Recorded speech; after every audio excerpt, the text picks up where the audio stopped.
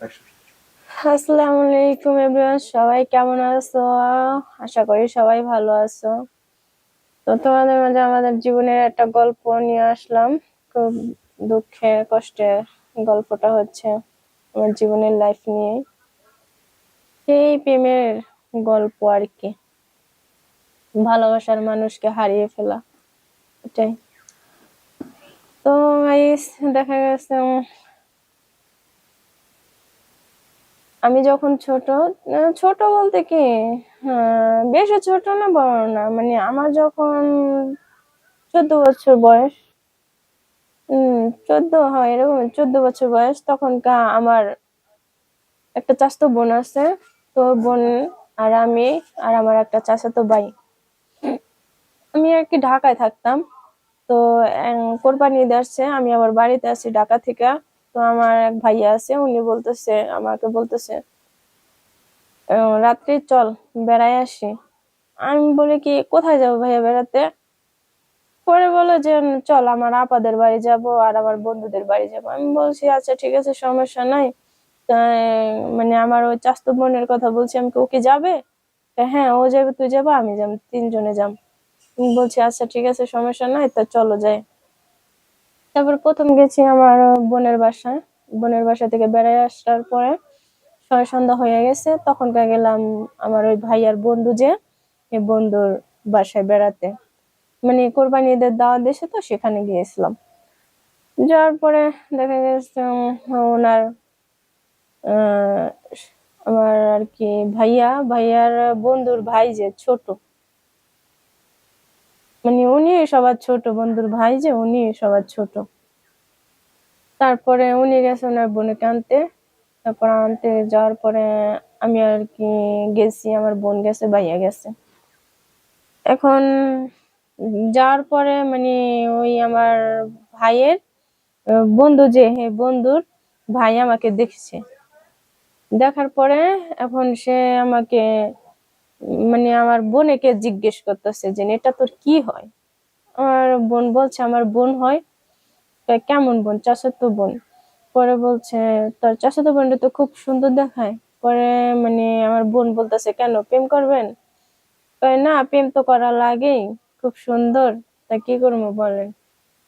পরে আমার মানে অফারটা তখনকার দেয়নি, কিন্তু আমরা ওখান থেকে রাত্রে বেলা চলে আসি। চলে আসার পরে আমার একটা চাচাতো ভাই আছে, চাচাতো ভাইয়ের যে ছেলে, ওনার মুসলমানি হবে, সে সময় আসছে মানে বেড়াতে গিয়ে ওই অনুষ্ঠানে আসছে, তখন আমার প্রস্তাবটা দিয়েছে, আমার নাম্বারটা নিয়ে তারপর প্রস্তাবটা দিয়েছে। দেওয়ার পর আমিও রাজি হলাম, আমারও খুব পছন্দ হয়েছে, ওরও পছন্দ হয়েছে। তারপরে এটা হচ্ছে আমার বিয়ের আগেই। তারপরে প্রস্তাব দিল, দেওয়ার পরে ও ও ভালোবাসা ফেলাইছে আমাকে, আমিও ভালোবাসলাম। দুজনে সব দিক দিয়ে রাজি। তো এক মুহূর্তে ওর বাড়িতে আর কি সবাই মানে কিছুটা জাইনা গেছে, ওর সাথে যে আমার সাথে সম্পর্ক কিছুটা জাইনা গেছে।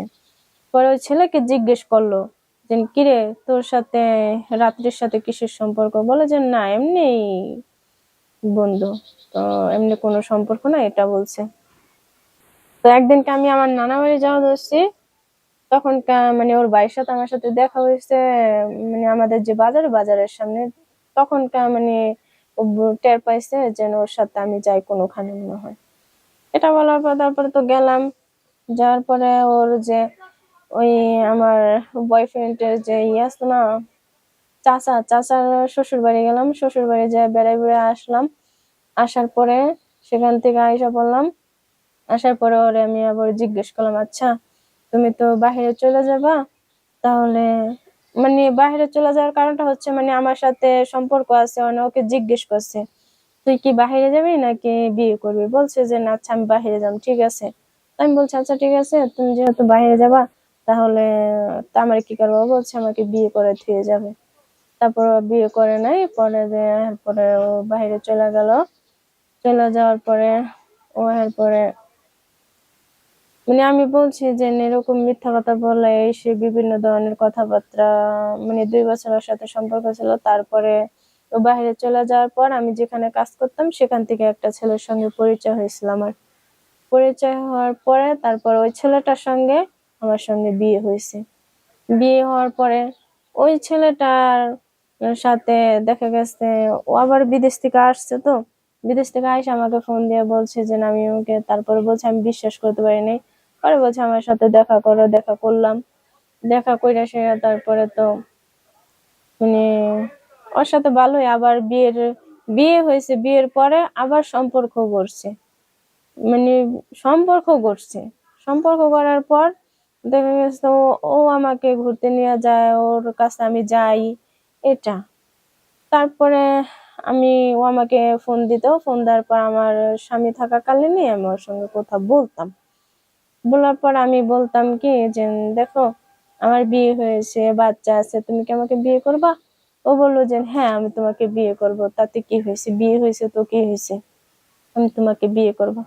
আমি বললাম না দেখো, সেটা তো হয় না, বিয়ের আগে মেনে নেয় নাই, এখন যে বিয়ে হয়েছে সেটাকে মেনে নিবি? অসম্ভব, মেনে নিব না, সমস্যা নাই, তুমি তোমার মতো থাকো, আমি আমার মতো থাকি, ভাই কোনো দরকার নেই। ও বলে যে না ঠিক আছে, আমি তোমাকে বিয়ে করব, তুমি যদি রাজি থাকো। সেটা দেখা যাক পরে।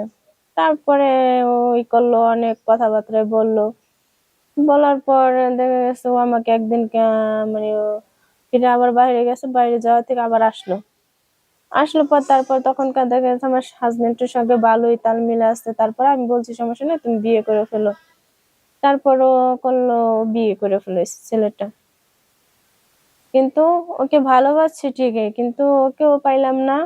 আর প্রথম যাকে মানে ভালোবাসে সে কখনো কোনোদিন পায় না, এটাই হলো মেয়েদের জীবন।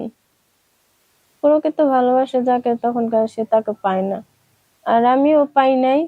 দ্বিতীয় যাকে ভালোবেসেছিলাম তাকে পেয়েছিলাম, কিন্তু তার কাছেও আমার থাকা হলো না, সেও বাজে।